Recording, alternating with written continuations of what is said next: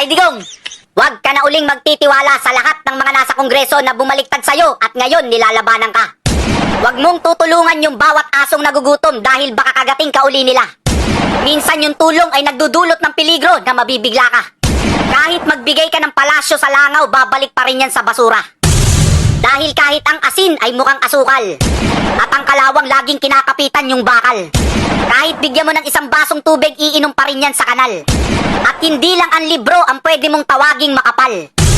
Mas gugustuhin pa namin yung politikong marahas magsalita, pero maraming nagawa. Kesa naman sa politikong matamis magsalita, puro lang ngawa. Kasi yung mga layunin ng mga buhaya na yan, yung mga Duterte masira.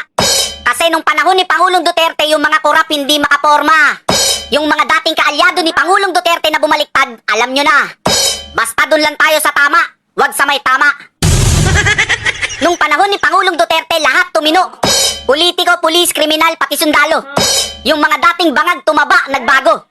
Eh ngayon, back to zero. Parang school lang yan, kailangan matapang yung guro.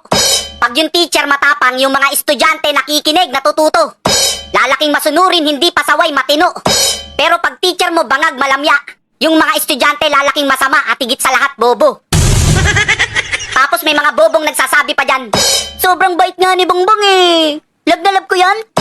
Bobo, yung sobrang bait, pinsang buo ng katangahan. Hindi mabait yan, tanga yan. Kung hindi tayo magsasalita, sino? Kung hindi tayo kikibo, sino? Hindi nyo kami mapapasunod sa buhayang mukhang tao. Napakademonyo mo na lang kung kakampihan mo pa mga to. Nung pinagtulong-tulungan nila si VP Sara sa kongreso, sino nagtanggol? Si Kong Marcoleta lang. Si VP Sara hanggang dulo, hindi niya iniwan. Sa labanan ng utak sa utak, hindi umubra yung mga buhaya dyan. Kaya anong ginawa kay Kong Marcoleta? Tinanggal lang naman bilang vice chairman. Kaya kay Kong Marcoleta, pikon na pikon yung mga buhaya sa kongreso. Kasi si Kong Marcoleta lang ang gumawa ng panukalang batas para baguhin ang post-audit sa mga proyekto ng gobyerno. Para ano?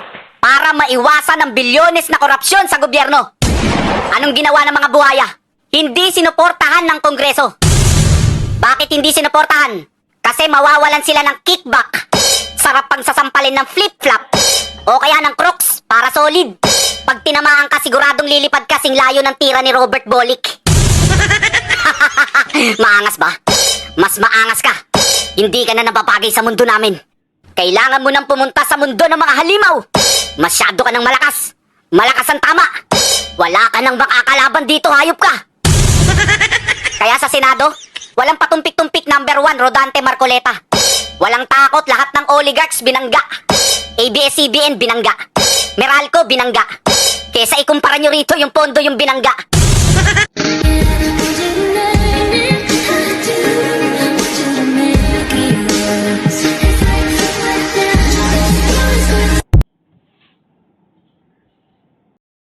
Grabe, galing-galing talaga. Ikaw na talaga, Miss Actress. Palas is Actress.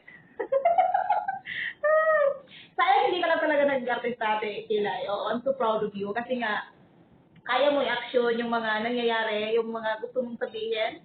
I think ini-revoice niya guys, pero ang galing niya ang galing niya I'm always proud of you. Bagay ka talaga sa mga buhaya. Paglaban natin yan sa mga buhaya sa TikTok. Kasi ang galing din yung mga TikTok niya. Panoodin niyo din yung mga TikTok niya. Ang galing niya. Nakakawala ng stress.